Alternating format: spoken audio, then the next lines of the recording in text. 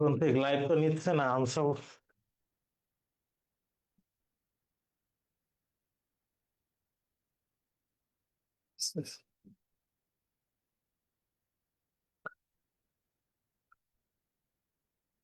সালাম আলাইকুম। সমাজ খুব সহজে শিখবো আমরা আজকে। সমাজ সহজে থেকে শেখার দুইটা খুবই সহজ উপায় আছে, গুরুত্বপূর্ণ উপায় আছে। সেই দুইটা উপায় আমরা শিখবো। সমাজ সহজে শেখার এক নম্বর ওয়ে হচ্ছে আমার সমাসের যে শব্দটা আসবে ওইটার অর্থ জানা।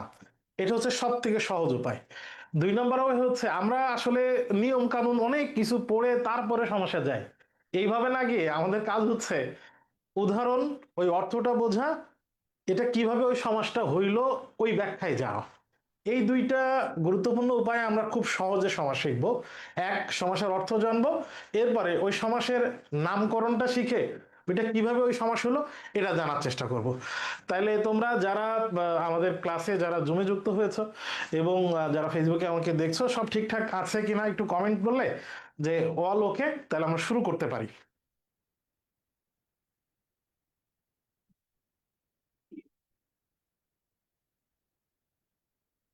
অল ওকে স্যার, আমি দেখতে পাচ্ছি। আমি একটু লাইভে দেখি যে সব ঠিক আছে এরকম বলছে কিনা।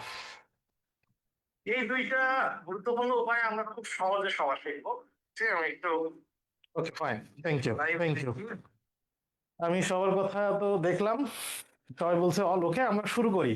আমরা তাইলে প্রত্যেকটা শব্দের অর্থ জানবো, সাথে সাথে ওইটার ব্যাস বাক্য দিয়ে কোন সমাস হইলো ওই নিয়মের মধ্যে ঢুকবো, মানে উদাহরণ থেকে নিয়মে ঢুকবো, নিয়ম থেকে উদাহরণে ঢুকবো না। প্রথমে যে শব্দটা আমরা দেখতে পাচ্ছি আদ্যপান্ত। আদ্যপান্ত এর সন্ধি বিচ্ছেদ করা যায়, যদিও সন্ধি বিচ্ছেদ এটা মিলবে না। আদ্যপান্ত এর ব্যাস বাক্য হচ্ছে আদি যুক্ত, আদি সরি যুক্ত না, আদি ও উপান্ত। এখন আদি মানে তো আমরা জানি, আদি মানে হচ্ছে শুরু, আদি মানে শুরু। আর উপান্ত মানে প্রান্ত। আবার উপান্ত হচ্ছে শেষ ভাগের দিকে, একবার প্রান্তের দিকে। তার মানে আমি শুরু ও শেষের দিকে ধরতে পারি, শেষ বা শেষের দিকে। তাহলে আমি দেখতে পাচ্ছি আদ্যপান্ত শব্দের অর্থ হইতেছে, আদ্যপান্ত শব্দের অর্থ হইতেছে শুরু শেষ সবকিছুই। এটাকে ভাঙলে আমি পাচ্ছি আদি আর উপান্ত। তার মানে সেখানেও শুরু শেষ দুটাই আছে। তাইলে আমরা এখন নির্ণয় করব আসলে এই সমাসটা কি। আমরা সবাই জানি যে এক জায়গায় যদি দুইজন মাতব্বর হয়, এক মসজিদে যদি দুইজন ইমাম হয়, এক জায়গায় যদি দুইজন চেয়ারম্যান হয় একই জায়গায়, বা একজন যদি সমমনা কাছাকাছি একই জায়গায় দুই রকম, মানে একই জায়গায় দুইজন থাকলে তাহলে একটা ঝগড়া হয়, কার্য হয়, একটা দ্বন্দ্ব হয়। আমরা দ্বন্দ্ব সমাসের যে দ্বন্দ্ব বানান, সেখানেও দ্বন্দ্ব দেখি। কিরকম দ্বন্দ্ব? এখানে দুইটাতেই বফল আছে, দ্বন্দ্ব বানানে দুইটাতেই বফল আছে। এক জায়গায় দুইজন মাতব্বর হইলে যেরকম গ্যাঞ্জাম হয়, ঝগড়া হয়, ঠিক সেরকম দ্বন্দ্ব সমাসেও মাতব্বর দুইজন। এখন এই দুইজন কি কি? আমরা জানি যে সমস্ত পদ ভেঙে যখন আমরা ব্যাসবাক্য করব, সমস্ত পদ ভেঙে যখন আমরা ব্যাসবাক্য করব, এই যে আদ্যপন্ত এটা হচ্ছে সমস্ত পদ, মানে সমাসবদ্ধ পদ, সমাসের প্রক্রিয়া আমরা যে পদটা পাই যখন ব্যাসবাক্য করি, তখন আমরা দুইটা পদ পাই। একটা হচ্ছে পূর্বপদ, আর একটা হচ্ছে পরপদ। পূর্বপদ এবং পরপদ এই দুইটারই অর্থ যদি শক্তিশালী হয়, যে শব্দটা গঠিত হবে সেই শব্দে পূর্বপদ এবং পরপদ এই দুইটারই অর্থ যদি ঠিক থাকে, দুইজনই যদি সমান মাতব্বর হয়, দুইজনই যদি সমান শক্তিশালী হয়, তাহলে যে সমাস হয় সে সমাসটাকে দ্বন্দ্ব সমাস বলি। আমরা একটা নিয়ম পড়লাম, বাকি এই দ্বন্দ্ব সমাসের যত উদাহরণ খুবই ইম্পর্টেন্ট, বোর্ডে আসছে বা আসতে পারে এরকম, খুব ইম্পর্টেন্ট, সেগুলো একবারে দ্বন্দ্বগুলো শিখবো সাথে করে, তাহলে সবগুলো উদাহরণ এবং দ্বন্দ্ব সমাস একবারে ক্লিয়ার হবে। তাহলে আদ্যপান্ত এর মানে হচ্ছে শুরু থেকে শেষ সবকিছু। এটাকে ব্যাস বাক্য করলে হয় আদি আর উপান্ত, মানে শুরু শেষ সবই আছে। তার মানে পূর্বপদ এবং পরপদ দুইটার যা অর্থ, সমস্ত পদে গিয়ে অর্থ ঠিক থাকছে, একই থাকছে। তার মানে আমরা দেখলাম এখানে পূর্বপদ পরপদ দুইটাই মাতব্বর, দুইজনই সমান প্রধান। তাহলে এই সমাসের নাম হচ্ছে দ্বন্দ্ব সমাস। আমরা আশা করছি যে দ্বন্দ্ব সমাস কিভাবে চিনবো এটা আমরা খুবই জানি, সবাই জানি। তারপর বললাম দ্বন্দ্ব সমাস কিভাবে চিনবো, আশা করছি এটা আমরা বুঝতে পারছি। ওকে ওকে ফাইন, যারা কমেন্ট লিখছো বা জমে যারা আছো, তোমরা একটু দ্বন্দ্ব সমাস চেনার উপায় বুঝতে পেরেছো কিনা? দ্বন্দ্ব সমাস চেনার উপায়, পূর্বপদ এবং পরপদ দুইজনই শব্দের অর্থের মধ্যে থাকবে এবং ব্যাস বাক্যের মধ্যে ও, তারপরে এবং, আর এগুলো থাকে। ও এবং আর এগুলো ব্যাস বাক্যে থাকে এবং পূর্বপদ পরপদ দুটারই অর্থ এখানেও আমরা দেখতে পাবো। সেই সমাসের নাম হচ্ছে দ্বন্দ্ব সমাস। তাহলে ঠিক একইভাবে আমরা দেখি খুদ পিপাসা।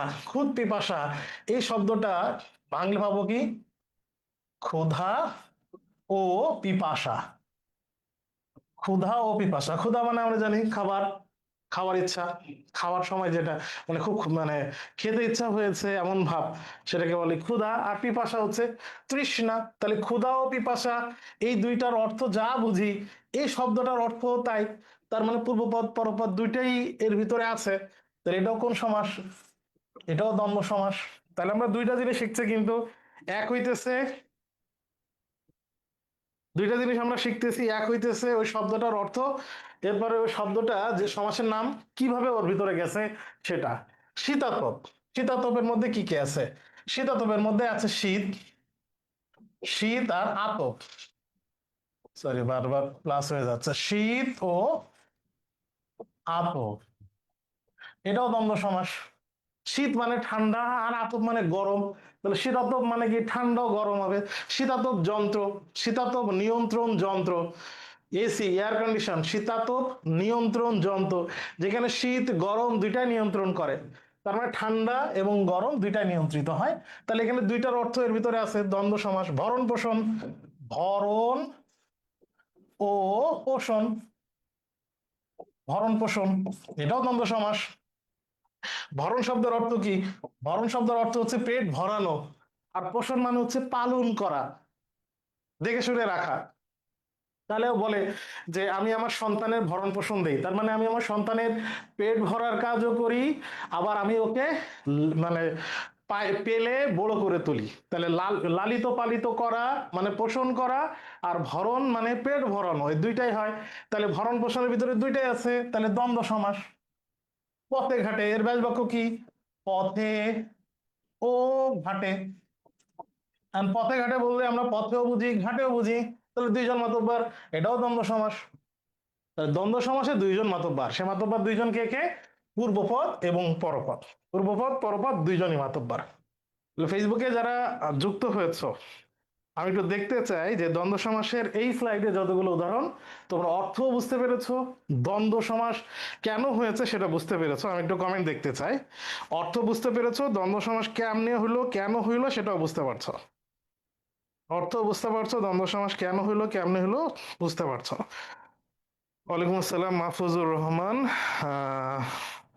আব্দুল জিহাদ, ওয়ালাইকুম আসসালাম। সাদিয়া যুক্ত হয়েছে, থ্যাংক ইউ সাদিয়া।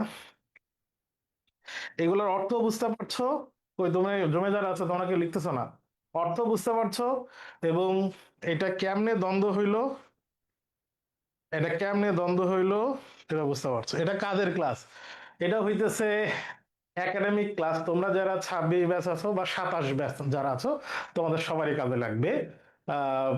26 ব্যাচের তোমাদের একাডেমিক প্রস্তুতির জন্য এটা একটা ক্লাস। আজকের ক্লাস হচ্ছে সমাস।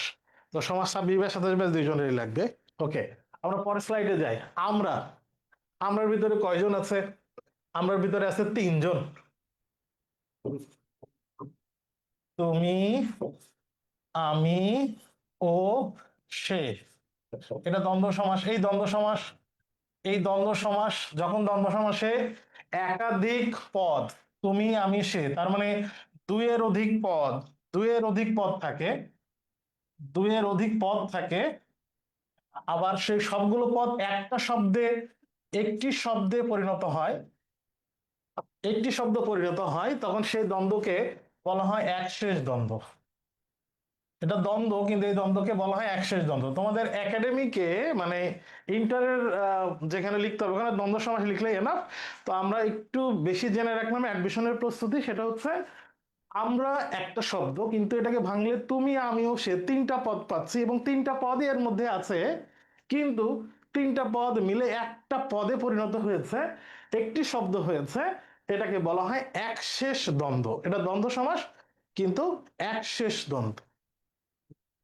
ওকে, তোমার ভিতরে কি কি আছে?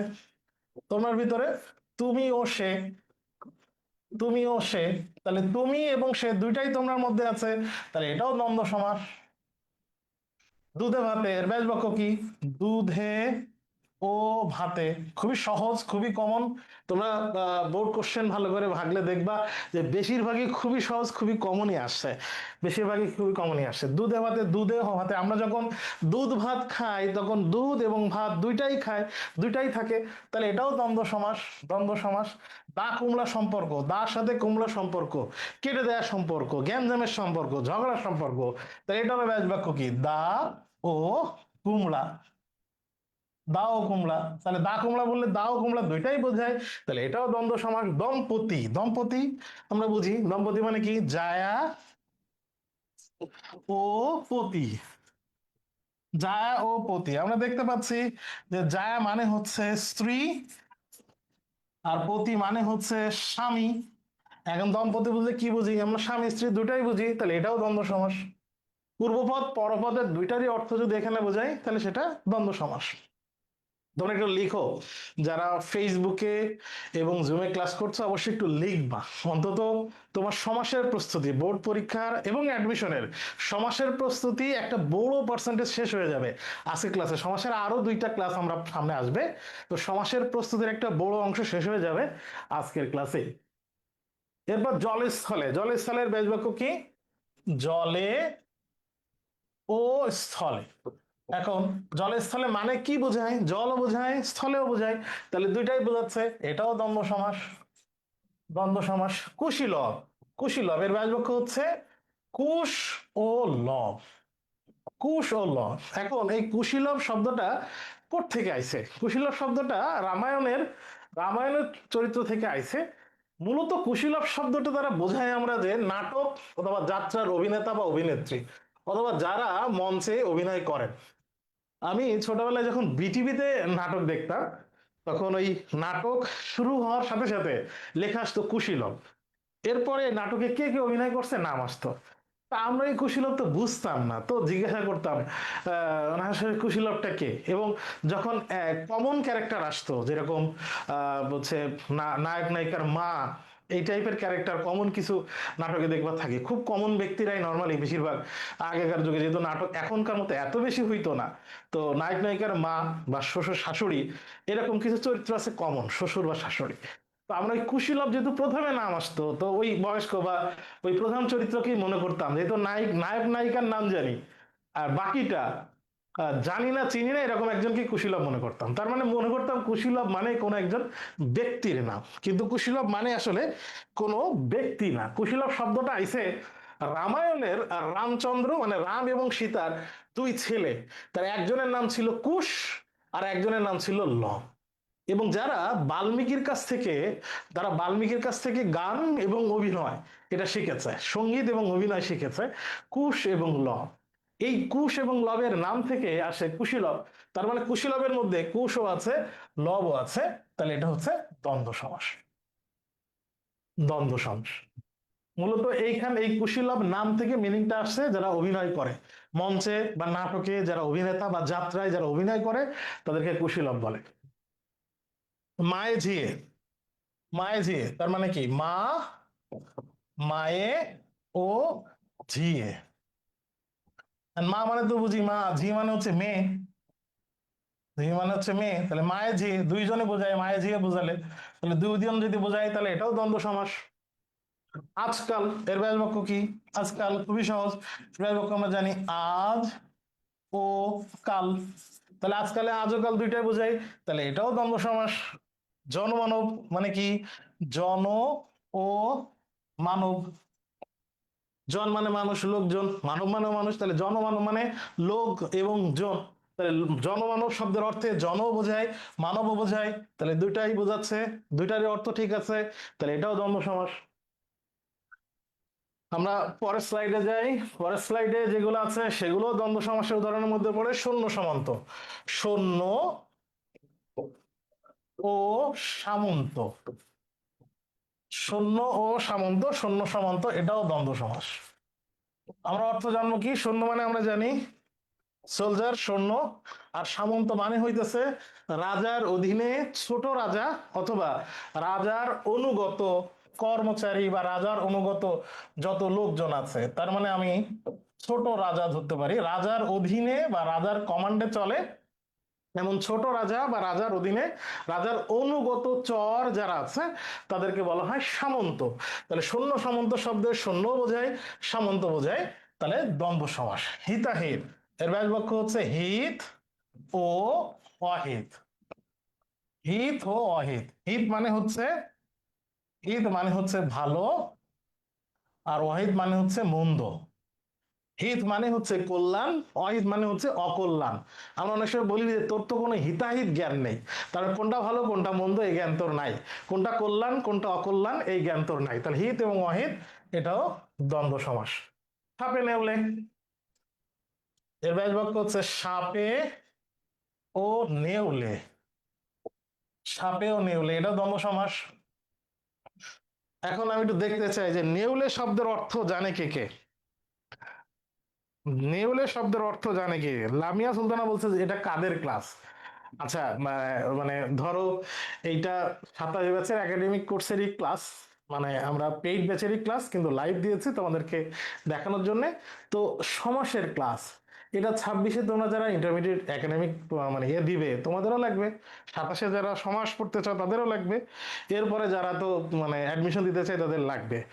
তো আমাদের লাইভে অনেকে যুক্ত হয়েছে পরিচিত প্রমা দেবনাথ। প্রমা দেবনাথের নামটা খুবই পরিচিত, প্রমার সাথে কথা হয়েছে। আমাদের এক সময়কার অ্যাডমিশন ব্যাচের খুবই খুবই মানে মানে এটা কি বলে, খুব সংগ্রাম করে অনেক পড়াশোনা করেছে, খুব কষ্ট করে পরিশ্রম করতো, পড়াশোনা করতো।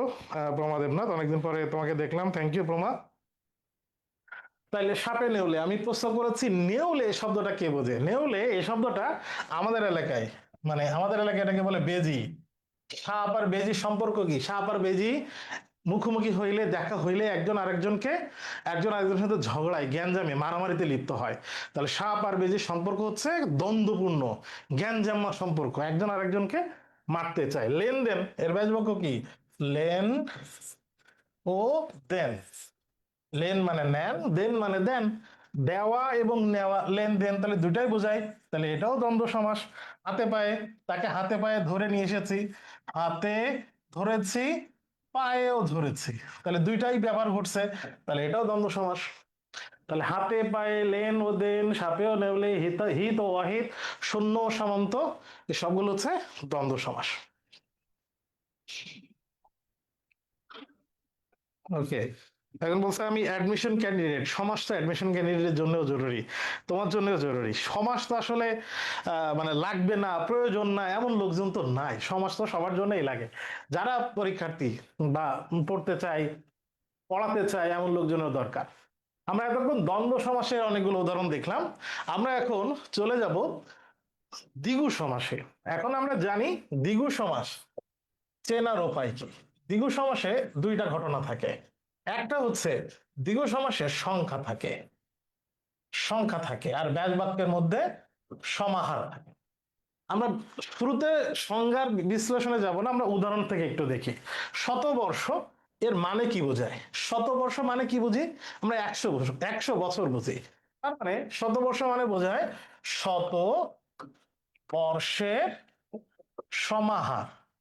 সমাহার শব্দটির অর্থ কি? সমাহার মানে হচ্ছে সমষ্টি, সমাহার মানে হচ্ছে সামেশন। সমাহার, সমাহার মানে ওর ভিতরে মানে একসাথে যুক্ত করা আছে এরকম। তাহলে শত বর্ষের সমাহার, শত বর্ষের সমাহার এটা হইলেই মানে শত আর বর্ষ হইলেই একসাথে হইলেই সেটা শতবর্ষ বলে। তার মানে আমরা দেখতে পাচ্ছি এখানে পূর্বে একটা সংখ্যা আছে শত, পূর্বে সংখ্যা আছে শত, এবং ব্যাস বাক্য করলে যে অর্থ দাঁড়ায় সে অর্থের মধ্যেও এই শত সংখ্যাটা আছে। তাহলে যে সংখ্যাবাচক শব্দটা থাকবে ব্যাস বাক্য করলেও তার অর্থে ওই সংখ্যাটা বোঝাবে, ওই সংখ্যাটার অর্থ চেঞ্জ হয়ে অন্য কোনো অর্থে যাবে না। এরকম যদি হয় তাহলে সে সমাসের নাম হচ্ছে দ্বিগু সমাস। আমরা সংক্ষেপে বলি যে সংখ্যা পূর্বে পরে সমাহার ব্যাস বাক্য করলে, এরকম হইলে সেটাকে দ্বিগু সমাস বলে। কিন্তু যদি এমন হয় সংখ্যাবাচক একটা শব্দ আছে কিন্তু ব্যাসবাক্য করলে ওটার যে অর্থ বুঝি আমরা সেখানে ওই সংখ্যার অর্থটা থাকে না, সংখ্যার অর্থটা পরিবর্তন হয়ে যায়, অন্য কোনো অর্থ হয়ে যায়, তখন কিন্তু আর সেটা দ্বিগু হবে না। যেরকম এর পরে যে উদাহরণটা আছে, সেতার, সেতার সে মানে হচ্ছে তিন, তাহলে তিন তার, আমরা যদি বলি তিন তারের সমাহার, তাহলে কি হয় একটু দেখি, তিন তারের সমাহার। এখন আমরা জানি সেতার এই শব্দটা একটা বাদ্যযন্ত্র, সেতার একটা বাদ্যযন্ত্র। আর সেতার যদি একটা বাদ্যযন্ত্র হয় তাহলে কি এমন যে সেতারে তিনটা তার একসাথে মিলে যায়? তিনটা তার হলেই কি শুধু সেতার হয়? না, সেতারেও মানে তিন তার ছাড়াও সেতার হইতে পারে। তার মানে এই সেতার শব্দের যে সে তিন আছে, এই শব্দে যে সে আছে তিন, ব্যাসবাক্য করলে যে অর্থ আমরা বুঝি সেই অর্থের মধ্যে কিন্তু তিন কোনো সংখ্যা বোঝাই নাই। অর্থের মধ্যে গিয়ে আমরা সেতার নামে একটা ভিন্ন অর্থ, একটা বাদ্যযন্ত্র বোঝাচ্ছি। তাহলে এখানে আর ব্যাসবাক্য তিন তারের সমাহার করা যাবে না, এখানে ব্যাসবাক্য করতে হবে তিন তার আছে যার, তিন তার আছে যার এমন একটা বাদ্যযন্ত্র, সেটাকে সেতার বলে। তাহলে এটা আর দ্বিগু না, এটা হবে তখন বহুব্রীহি, এটা হবে তখন বহুব্রীহি। তাহলে সেতার কিন্তু বহুব্রীহি। আমি এটা এখন কেন পড়ালাম, কারণ এই সেতার নিয়ে তোমাদের বেশ ভিন্নতা বা টেনশন থাকতে পারে, রয়েছে। তাহলে সেতার কিন্তু বহুব্রীহি, যেহেতু পূর্বে সংখ্যা আছে এটাকে বলা হয় সংখ্যাবাচক বহুব্রীহি। তাহলে পঞ্চবটি, পঞ্চবটি কি? পঞ্চবটি শব্দটির অর্থ কি প্রথম আমরা জানি। পঞ্চবটি শব্দটির অর্থ হচ্ছে পাঁচটি বট বা নির্দিষ্ট পাঁচটি গাছের সমষ্টি। এই এইটা এই এই পাঁচ ধরনের গাছ বন জঙ্গলে একসাথে দেখা যায় বা একসাথে সমষ্টি হলে বা এই পাঁচ ধরনের গাছকে একসাথে পঞ্চবটি বলে। পঞ্চবটি গাছের মধ্যে আছে বট, অশ্বত্থ, বেল, আমলকি আর অশোক। এই পাঁচটা গাছকে একসাথে নাম হয়েছে পঞ্চবটি। এখন আমাকে বলো, আমি যদি পঞ্চবটি শব্দের ব্যাসবাক্য লিখি, পঞ্চ অথবা পাঁচ বটের সমাহার। তোমরা আবার বট বলতে ফেসবুকের বট বুঝো না, এই বট মানে হচ্ছে বট জাতীয় বৃক্ষ। পঞ্চ বা পাঁচ বটের সমাহার। এখন এই পঞ্চ বা পাঁচ বলতে এই ব্যাসবাক্য করলে সেখানেও কি পাঁচ বোঝায় কিনা, সংখ্যার অর্থ ঠিক আছে কিনা? হ্যাঁ আছে। যদি সংখ্যার অর্থ ঠিক থাকে তাহলে তো সেটা দ্বিগু সমাস, তাহলে এটাও দ্বিগু সমাস। পঞ্চ বটের সমাহার, এটা দ্বিগু সমাস। পঞ্চবটি, যদিও পঞ্চবটি একটা জায়গা বলে, রাম সীতা এবং লক্ষণকে মানে সীতা হরণের যে ঘটনা ঘটে পঞ্চবটিতে হয়েছিল, রাম সীতা এবং লক্ষণ যেখানে বনবাসে ছিলেন সে জায়গা হচ্ছে পঞ্চবটি বলে। অনেকে যুক্ত হয়েছে, অনেকে দেখছে, আমি আর নাম বলছি না। এরপরে ত্রিলোক, ত্রিলোকেরও একটা ভিন্ন অর্থ আছে।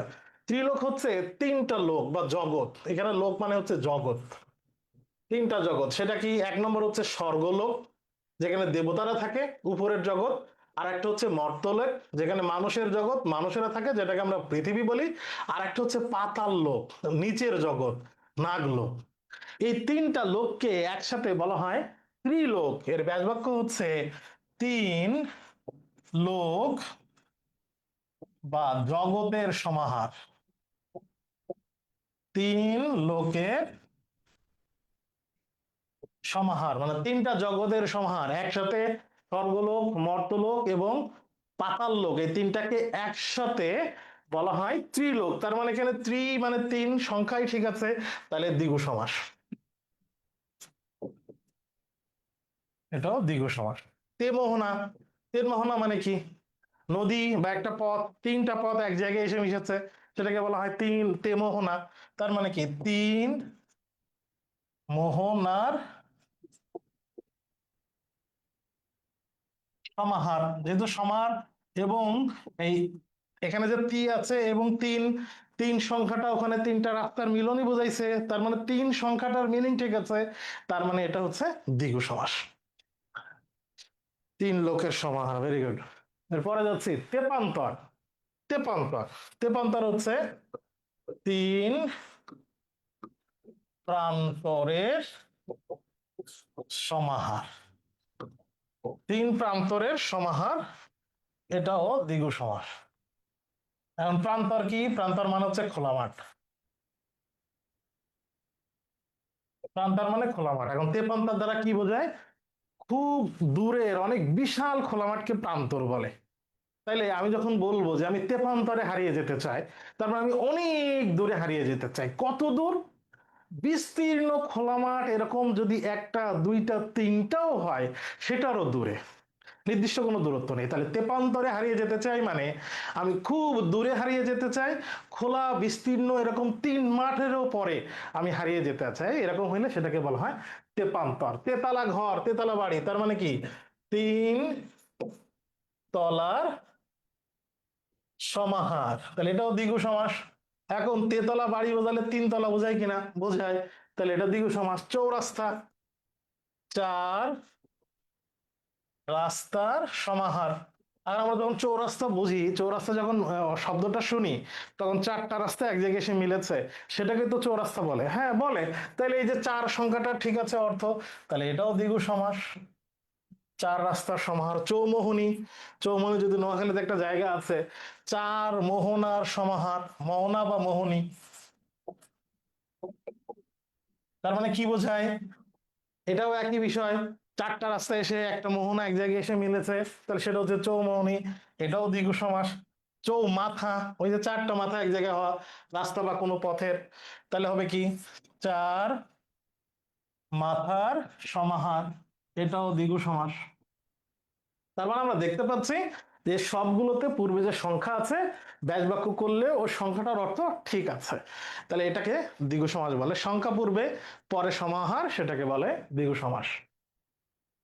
এরপরে এইখানে চতুর্ভুজটার একটা ভিন্ন ব্যাখ্যা আছে। চতুর্ভুজ আমি যদি ব্যাস বাক্য করি তাহলে হবে, আমি যদি এরকম লিখতে পারি যে চার ভুজ বা হাত, চার ভুজ বা হাতের সমাহার, চার ভুজের সমাহার। এখন আমরা যদি একটা চতুর্ভুজ আঁকি, তাহলে চতুর্ভুজ আমরা কোনটা বুঝি? চতুর্ভুজ মানে কি? এরকম যে এখান থেকে এখান থেকে এখান থেকে এখান থেকে এই চারটা জিনিসের সামেশন বা সমষ্টিকে আমরা চতুর্ভুজ বলি না। আমরা চতুর্ভুজ বলতে তো এই ভিতরের এই জায়গাটুকু বুঝি, এই ভিতরের আয়তনটাকে বুঝি। তার মানে চতুর্ভুজ বলতে চারটা বাহুর সমষ্টি আমরা বুঝছি না। চতুর্ভুজ বললে চারটা সংখ্যা কিন্তু বুঝতেছে না। চতুর্ভুজ তো ভিতরের অংশটুকু, ওই জায়গাটুকু। তাহলে চতুর্ভুজ শব্দটার মধ্যে চার এই শব্দটা তো নাই। তাইলে এটাও কিন্তু আর এইভাবে করা যাবে না। এটা কিন্তু এইভাবে আমরা করতে পারবো না। চার ভুজের সমাহার আমরা করতে পারবো না। আমরা করতে পারবো চার ভুজ আছে যার, অথবা চার ভুজ যার, তাকে বলা হয় চতুর্ভুজ। তখন এটা কিন্তু হবে বহুব্রীহি, যেহেতু ভিন্ন কোন অর্থ দিছে। বহুব্রীহি হবে কোন বহুব্রীহি? সংখ্যাবাচক বহুব্রীহি। সংখ্যাবাচক বহুব্রীহি, বহুব্রীহি হবে, এবং এই বহুব্রীহিটা হবে সংখ্যাবাচক বহুব্রীহি। চার ভুজ আছে যার বা চার ভুজ যার, এটা সংখ্যাবাচক বহুব্রীহি। আবার হিন্দু পুরাণ অনুসারে চতুর্ভুজ শব্দটির আবার ভিন্ন একটা অর্থ আছে। এই ভিন্ন অর্থটা একটু দেখো। হিন্দু পুরাণে বর্ণিত বিষ্ণুকে চতুর্ভুজ বলে, কারণ বিষ্ণুর চারটা হাত ছিল। চারটা হাতের এক হাতে হচ্ছে শঙ্খ, এক হাতে হচ্ছে চক্র, এক হাতে গদা, এক হাতে পদ্ম। এই চারটা, চার হাতে চারটা জিনিস থাকতো। এই জন্য হিন্দু পুরাণে বর্ণিত বিষ্ণুকে চতুর্ভুজ বলে। যেহেতু ভিন্ন অর্থ বিষ্ণুকে বোঝাচ্ছে, ভিন্ন অর্থ দিচ্ছে, চার ওখানে কোনো চার সংখ্যাটার অর্থ দিচ্ছে না, ভিন্ন অর্থ দিচ্ছে, তাহলে সেই হিসাবে এটা বহুব্রীহি হয়। সে ব্যাখ্যা করলেও এটা বহুব্রীহি হয়। তার মানে এটা সংখ্যাবাচক বহুব্রীহি হবে। চতুষ্পদী, চতুষ্পদী যদি জন্তু হয় তাহলে কি হয়? তার চার পা আছে, তাহলে চার পা চতুষ্পদী, চার পা,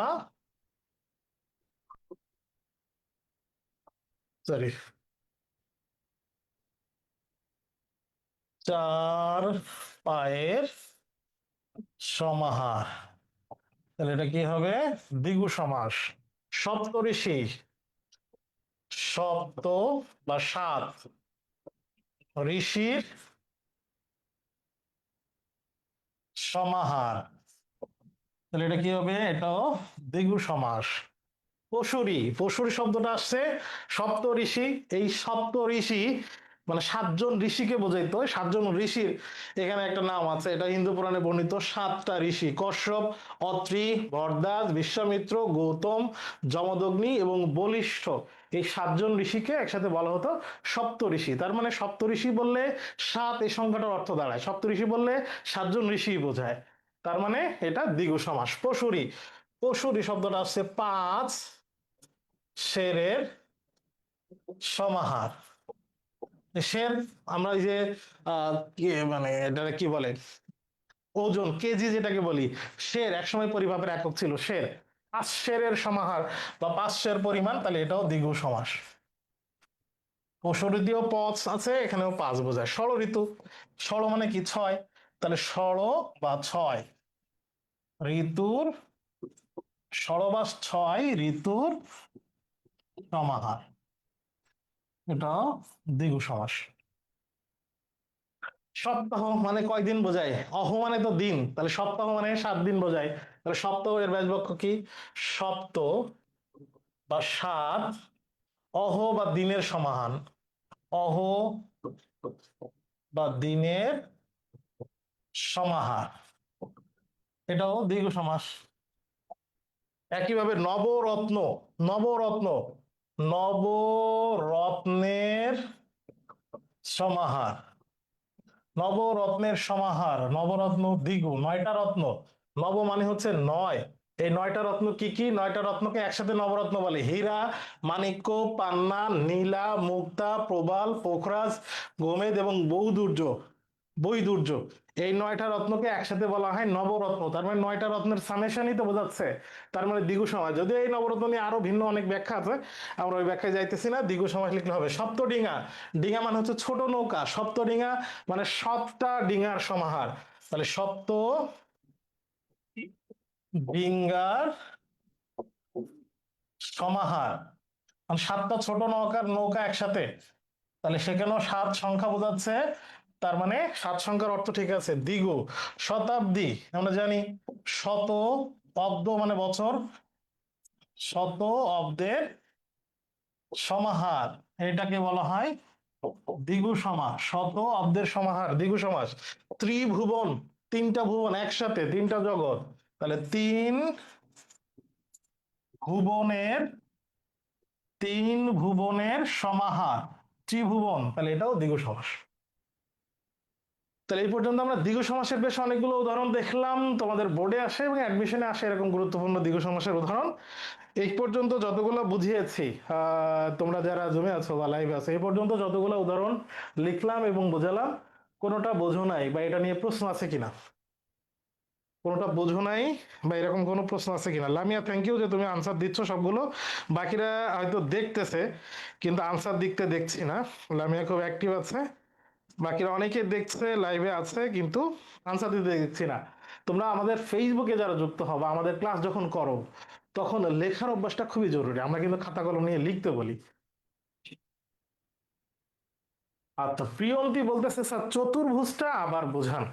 প্রিয়ন্তী দেখো, চতুর্ভুজ, চতুর্ভুজ আমি যদি বলতে পারি, ভুজ মানে হাত, ঠিক আছে, ভুজ মানে হাত, এটা আমি বলতে পারি। 4 ভুজ আছে যার, এটা বলবো নাকি 4 ভুজের সমষ্টি বোঝাবো? এখন আমাকে বলো, চতুর্ভুজ এই জিনিসটা তো এরকম, চতুর্ভুজ এটাকে আমরা চতুর্ভুজ বলি। আচ্ছা, তো চতুর্ভুজ বললে কি 4টা জিনিস বোঝায় নাকি একটা জিনিস বোঝায়, এটা আমাকে বলো। চতুর্ভুজে তো আমি 4 লিখতেছি। প্রিয়ন্তী বলো, চতুর্ভুজ বললে আমি 4 বুঝি নাকি 1 বুঝি? মানে কয়টা জিনিস? একটা। তাহলে এখানে লিখতেছি 4, কিন্তু এখানে হচ্ছে একটা। তার মানে 4-এর সংখ্যার অর্থ কি ঠিক আছে?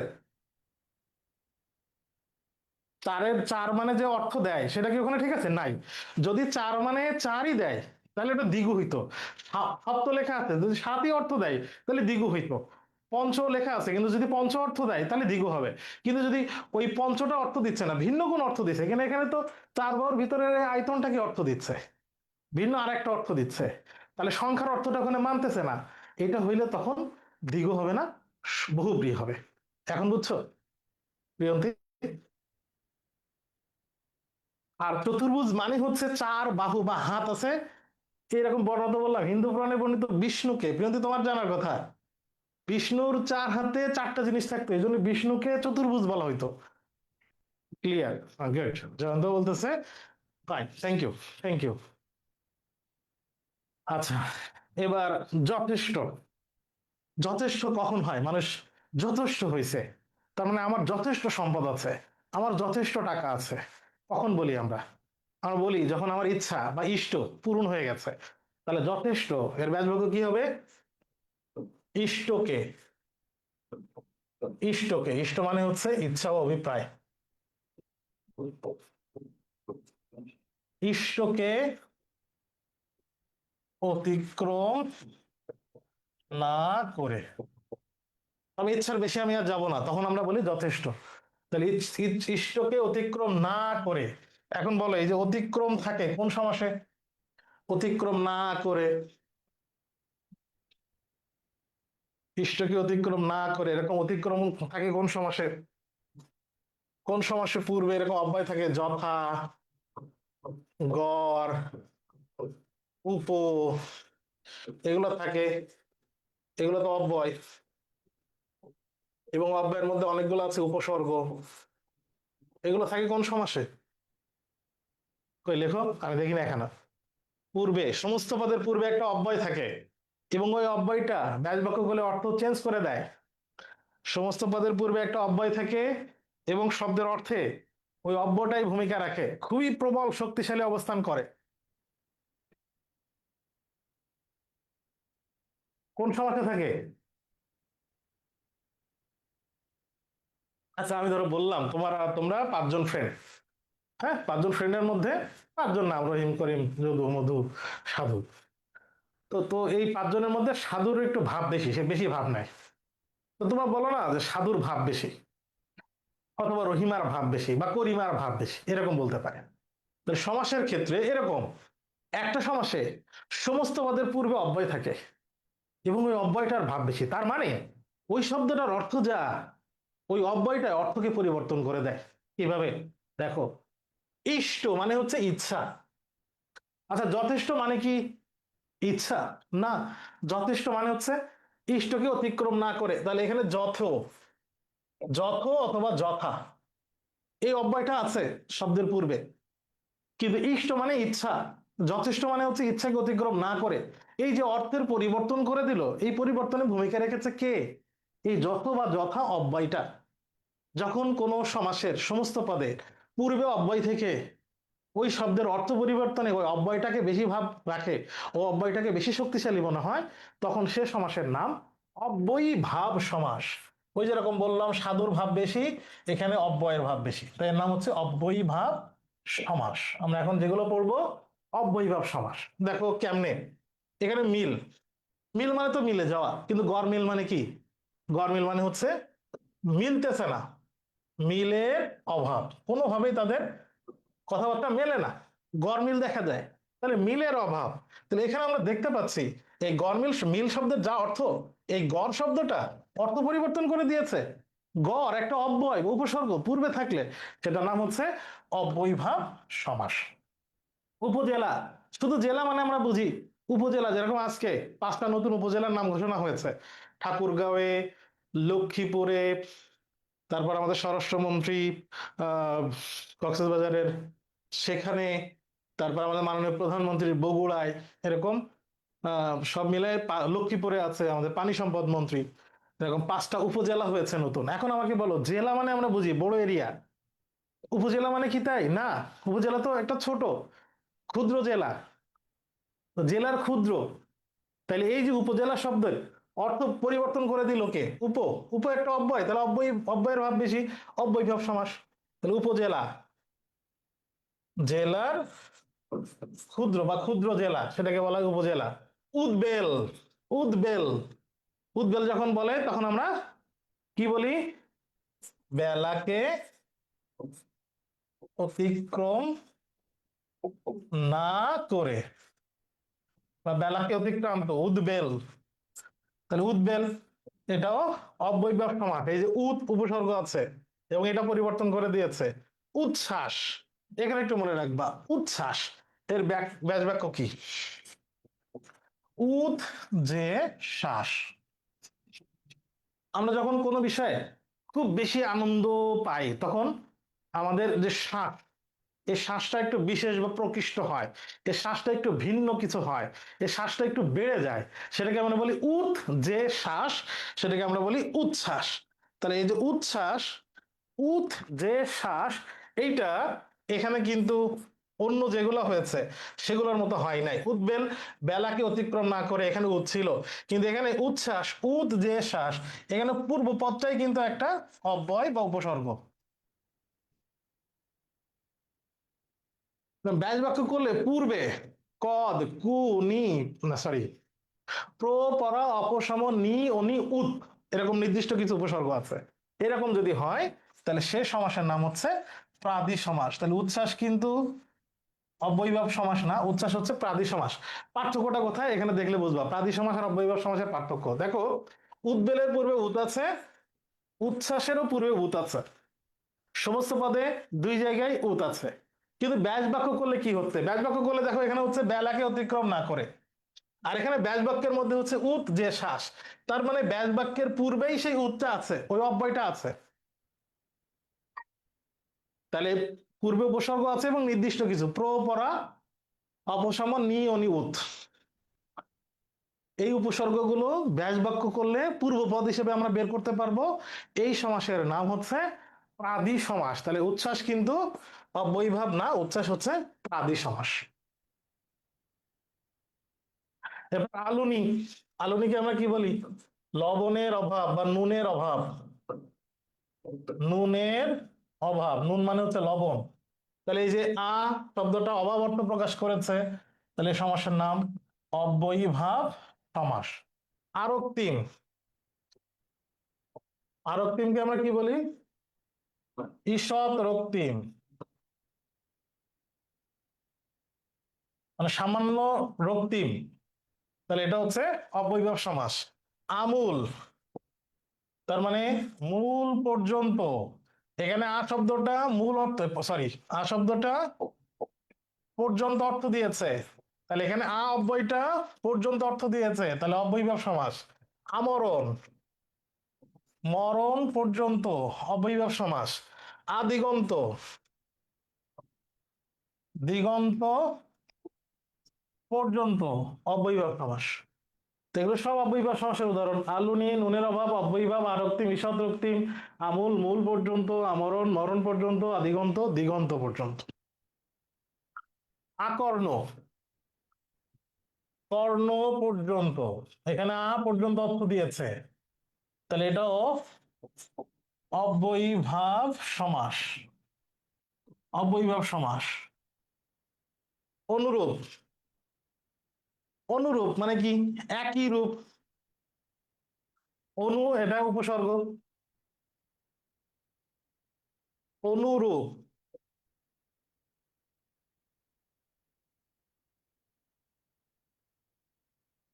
অব্যয়ীভাব সমাস। অনুগমন, পশ্চাতে গমন, মানে পিছন পেছন অনুসরণ করা, অব্যয়ীভাব সমাস। যথাসাধ্য, সাধ্যকে অতিক্রম না করে, অব্যয়ীভাব সমাস। আকণ্ঠ, কণ্ঠ পর্যন্ত, অব্যয়ীভাব সমাস। যতগুলো উদাহরণ আমরা শিখছি সবগুলো হলো অব্যয়ীভাব সমাস।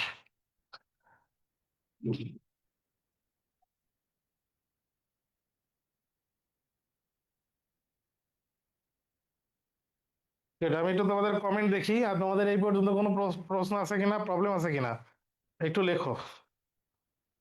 এই পর্যন্ত যা শিখলাম অব্যয়ীভাব সমাস, কোনো জায়গায় কোনো প্রশ্ন আছে কিনা।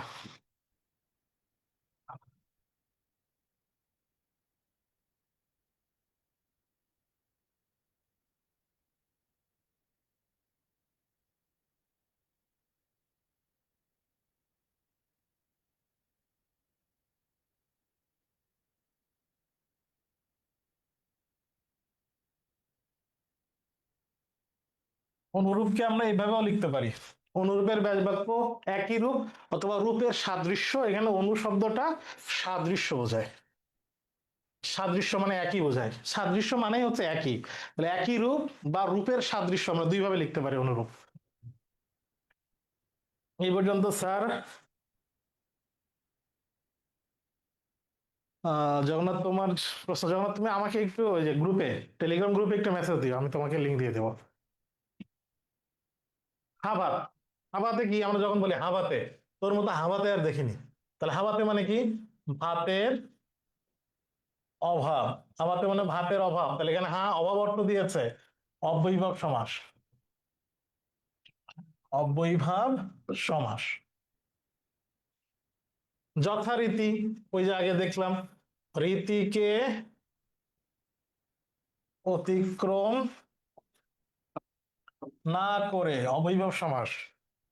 ঘোলাটে, ঘোলাটে, ঈষৎ ঘোলা, ঘোলাটে অবৈভব সমাস। দুর্ভিক্ষ, দুর্ভিক্ষ মানে খাবারের অভাব, ভিক্ষার অভাব, ভিক্ষা মানে খাবার, খাবারের অভাব অবৈভব সমাস। উপকূল, কুলের সমীপে অবৈভব সমাস। তাহলে কুলের সমীপে অবৈভব সমাস, দুর্ভিক্ষ, ভিক্ষার অভাব, ঈষৎ ঘোলা, রীতিকে অতিক্রম না করে ভাতের অভাব, এই সবগুলো অবৈভব সমাসের উদাহরণ। এরপর আমরা এখন যা দেখবো সবগুলো দেখবো প্রাদি সমাসের উদাহরণ। প্রাদি সমাস, প্রাদি সমাসে বলেছিলাম ব্যাস বাক্য করলে, ব্যাস বাক্য করার পরে পূর্ব পদে একটা উপসর্গ, নির্দিষ্ট কয়েকটা উপসর্গ আছে, সেগুলো আসবে, অন্য কোনো শব্দ আসবে না। অব্যয়ের মধ্যে যেরকম সমস্ত পদের পূর্বে অব্যয় আছে, কিন্তু ব্যাস বাক্যের মধ্যে আমরা ওই পূর্বে অব্যয়টা পাচ্ছি না, কিন্তু প্রাদি সমাসে গিয়ে ব্যাস বাক্যেই আমরা পাবো। প্রগতি মানে হচ্ছে প্র, যে, গতি। এখানে প্র শব্দটি যে অর্থ দেয় সেটা হচ্ছে প্রকৃষ্ট অর্থ দেয়, প্রকৃষ্ট অর্থ দেয়। প্রকৃষ্ট মানে হচ্ছে বিশেষ, প্রকৃষ্ট মানে হচ্ছে বিশেষ। তাহলে এরকম ব্যাস বাক্যের মধ্যে পূর্বে যদি এরকম থাকে সেটাকে বলা হয় প্রাদি সমাস।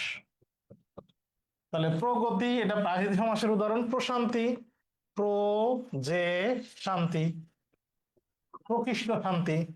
প্রভাব, প্র, যে, ভাব, এই সবগুলো হচ্ছে প্রকৃষ্ট অর্থ দেয়। প্রবচন, প্র, যে, বচন, সবগুলো হচ্ছে প্রাদি সমাস। প্রভাত, প্র, যে, ভাত, তাহলে প্রাদি সমাস। ব্যাস বাক্যের করলে পূর্বে আমরা প্র পাবো, প্রাদি সমাস। এখন দেশান্তর, দ্বীপান্তর, গ্রামান্তর, মতান্তর, বাক্যান্তর, বাক্যান্তর এখানে আকার হবে বাক্যান্তর। যদি শেষে অন্তর থাকে, সমস্ত পদের শেষে অন্তর থাকে, শেষে অন্তর থাকলে, সমস্ত পদের শেষে অন্তর থাকলে সেটাকে বলবো নিত্য সমাস। শেষে অন্তর থাকলেই তাকে আমরা বলবো নিত্য সমাস। ব্যয় বাক্য যা হোক, সমস্ত পদের শেষে অন্তর থাকলে সেটাকে আমরা বলবো নিত্য সমাস। তো দেশান্তর, দেশান্তর মানে কি? পালিয়ে দেশান্তর হয়েছিল, তার মানে কি একটা দেশ ছেড়ে সে অন্য দেশে গেছে, তাহলে দেশান্তর মানে কি? ব্যাস বাক্য কি? অন্য দেশ, অন্য দেশ, দেশান্তর। কোন সমাস? নিত্য সমাস, নিত্য সমাস। দ্বীপান্তর, দ্বীপান্তর শব্দে এরকম হয়, কিন্তু ব্যাস বাক্য করলে হবে অন্য দ্বীপ, অন্য দ্বীপ, দ্বীপান্তর, এটা নিত্য সমাস। ব্যাস বাক্যে দ্বীপ আসবে এবং এই দ্বীপান্তর বানান এভাবেও লেখে, আবার দ্বীপান্তর এইভাবেও লেখে, এভাবে লেখে। গ্রামান্তর, তাহলে কি এক গ্রাম থেকে অন্য গ্রাম, তাহলে গ্রামান্তর কি হবে? অন্য গ্রাম, গ্রামান্তর, নিত্য সমাস। মতান্তর, ভিন্ন মত বা অন্য মত, অন্য মত, মতান্তর। তাহলে বাক্যান্তর কি হবে? একটা বাক্যকে অন্য বাক্যে রূপান্তর, এটাকে বলে বাক্যান্তর, তাহলে হবে নিত্য সমাস। একইভাবে গৃহান্তর, তাহলে কি হবে? অন্য গৃহ, গৃহান্তর, নিত্য সমাস। গৃহান্তর, অন্য গৃহ, নিত্য সমাস। তোমরা যারা ক্লাস করতেছো অন্তত লিখো, তাহলে এইগুলো অন্তত শেখা হয়ে যাবে, খাতা কলম নিয়ে লিখো। রূপান্তর, রূপান্তর যখন হয় তখন কি হয়? সে এক রূপ থেকে অন্য রূপে পরিবর্তন হয়, নিত্য সমাস। যুগান্তর, এক যুগ থেকে অন্য যুগ, তাহলে যুগান্তর হবে কি? অন্য যুগ, নিত্য সমাস। কালান্তর, এক কাল থেকে অন্য কালে যাবে, তাহলে অন্য কাল, কালান্তর, নিত্য সমাস। দর্শন মাত্র, দর্শন মাত্র হচ্ছে কেবল দর্শন, কেবল দর্শন, এটাও নিত্য সমাস। শেষে মাত্র থাকলে, শেষে মাত্র থাকলে, মাত্র শেষে থাকলে সেটা নিত্য সমাস হয়। তোমরা এটা নোট নিও, শেষে অন্তর থাকলে এবং মাত্র থাকলে সেটা নিত্য সমাস হবে। এটা গেল। তাহলে আমরা নিত্য সমাসের কিছু উদাহরণ দেখলাম। এখন বহুব্রীহি কি সমাসের কিছু উদাহরণ দেখব। বহুব্রীহি সমাস। দ্বীপ এর ব্যাস বাক্য হচ্ছে দুই দিকে অপোজার দ্বীপ, এটা বহুব্রীহি সমাস।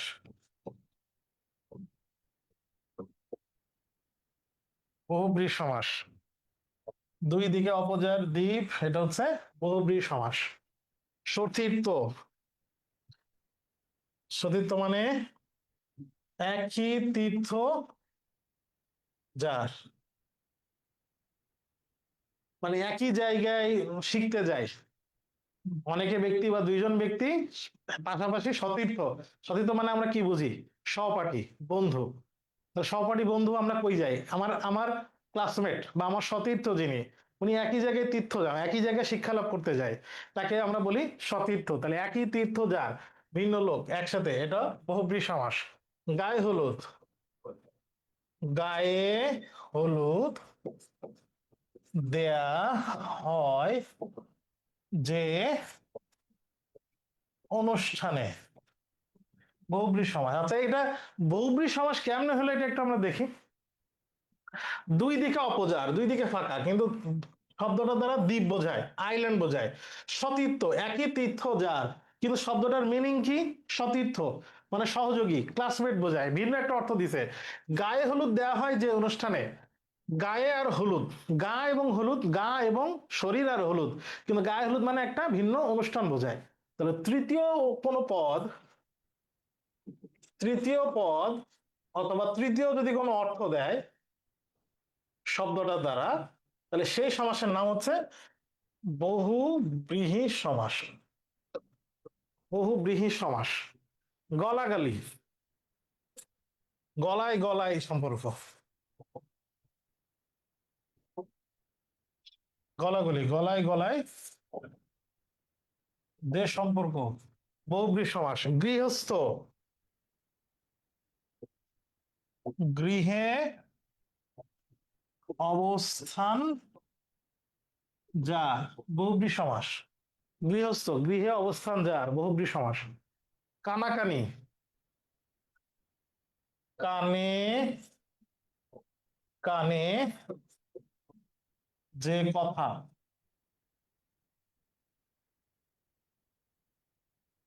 বহুব্রীহি, কানে কানে যে কথা, বহুব্রীহি সমাস। রক্তারক্তি,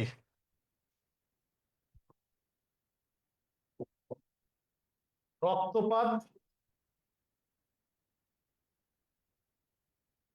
রক্তপাত,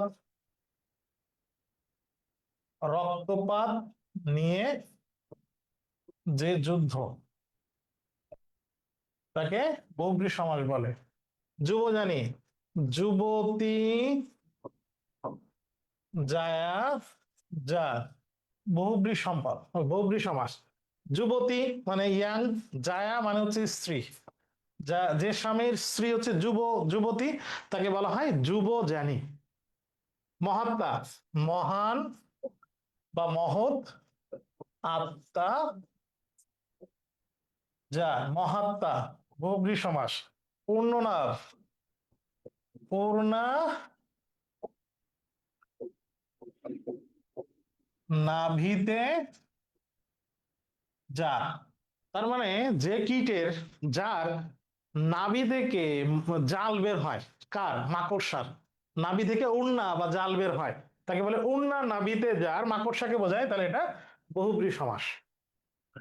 রক্তারক্তি, রক্তপাত হয় যে যুদ্ধে, বা রক্তপাত হয় বা নিয়ে যুদ্ধে বলছি, রক্তপাত হয় যে যুদ্ধে, তাকে বলা হয় রক্তরক্তি।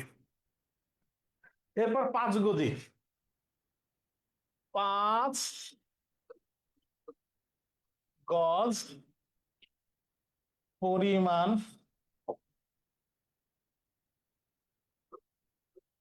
5 গজ পরিমাণ যার। তাইলে 5 গজ পরিমাণ যার, 5 গজ মাপলেই হয় না? 5 গজ একটা শাড়ির, মানে গজ দিয়ে তো পরিমাপ করে কাপড়ের। তো 5 গজ পরিমাণ যার এরকম একটা কাপড় বা শাড়ি, এই পরিমাণের একটা শাড়িকে বোঝায়। তাহলে তৃতীয় একটা অর্থ দিলে তাকে বলা হয় 5 গজি, 5 গজি শাড়ি। তাহলে এটা হচ্ছে বহুব্রীহি সমাস। নীলাম্বর, নীল অম্বর যার। নীল মানে নীল রং, আর অম্বর মানে হচ্ছে আকাশ, আবার অম্বর মানে হচ্ছে শাড়ি, নীল শাড়ি যার। আমরা আকাশকে দেখে, নীল আকাশকে দেখে কল্পনা করে বলতে পারি যে নীল শাড়ি পরে আছে। তাহলে এটা নীল আকাশকে বোঝায়, আকাশকে বোঝায়। নীল অম্বর যার, নীল অম্বর, এটা বহুব্রীহি সমাস। নীলকণ্ঠ শিবকে বোঝায়, নীল কণ্ঠ যার। শিবের কণ্ঠ নীল বরণ, বিষ খেয়ে শিবের কণ্ঠ নীল বরণ ধারণ করে, এই জন্য এটাকে বলা হয়, মানে এই জন্য শিবকে নীলকণ্ঠ বলা হয়। নীলকণ্ঠ যার বহুব্রীহি সমাস। অবিশ্বাস্য, নয় বিশ্বাস্য, নয় বিশ্বাস্য, এটা নয় বহুব্রীহি সমাস। বহুব্রীহি সমাস। অল্প প্রাণ, অল্প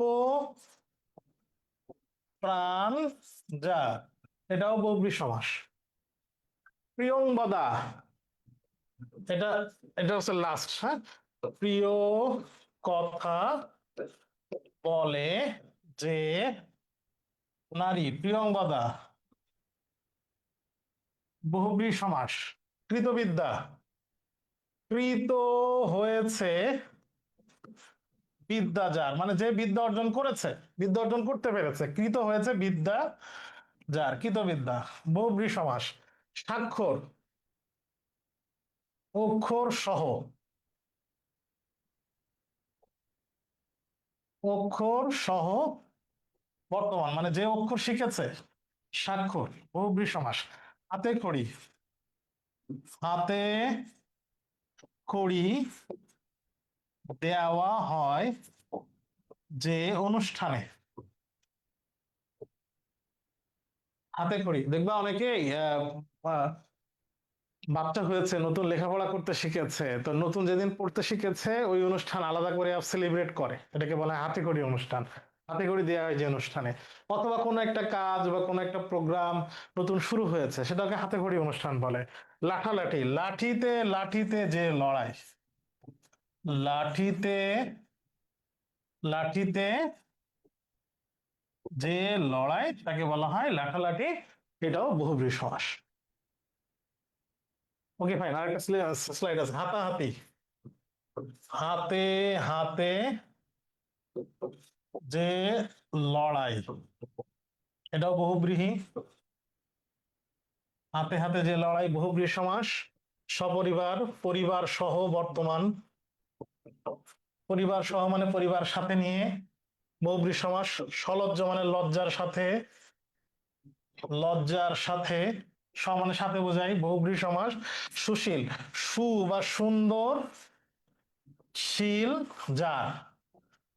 এখানে শীল মানে কি? শীল মানে চরিত্র, আচরণ, আচরণ চরিত্র ব্যবহার। সুন্দরশীল যার, সুশীল, বহুব্রীহি সমাস। নদীমাতৃক, নদী মাতা যার, এটাও বহুব্রীহি সমাস।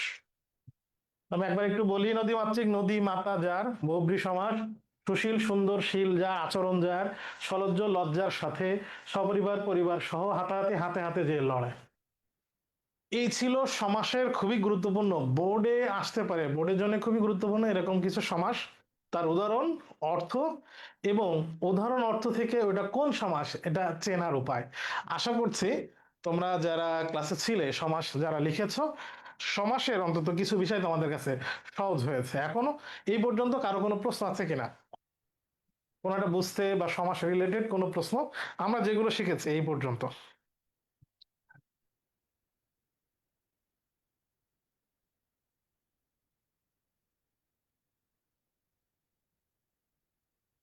আমরা যতটুকু শিখেছি এই পর্যন্ত কারোর কোনো প্রশ্ন আছে কিনা? জারিন, প্রিয়ন্তী, কোনো প্রশ্ন আছে কিনা?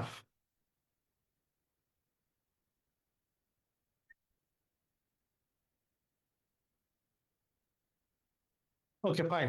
তো তোমরা যারা আমাদের পেইড ব্যাচে আছো, জুমে যারা আছো, তোমাদের কাজ হইতেছে এইগুলো একটু লিখে সাবমিট করা। তোমাদের টেলিগ্রাম গ্রুপের সেকশনে একটা কাজ, বাড়ির কাজ ক্লাস 1 এটা লেখা থাকবে। বাড়ির কাজ নামে একটা সেগমেন্ট থাকবে। তোমাদের কাজ হচ্ছে তোমরা খাতায় লিখেছো কিনা লিখে ওখানে একটু সাবমিট করা। আমি বুঝিয়ে দেবো কিভাবে কোথায় করতে হবে, গ্রুপে লিখে দেবো। Okay fine. ফাইন। তো থ্যাংক ইউ সো মাচ, সবাইকে অসংখ্য ধন্যবাদ এতক্ষণ হাতে থাকার জন্য। আল্লাহ হাফেজ। আসসালামু আলাইকুম।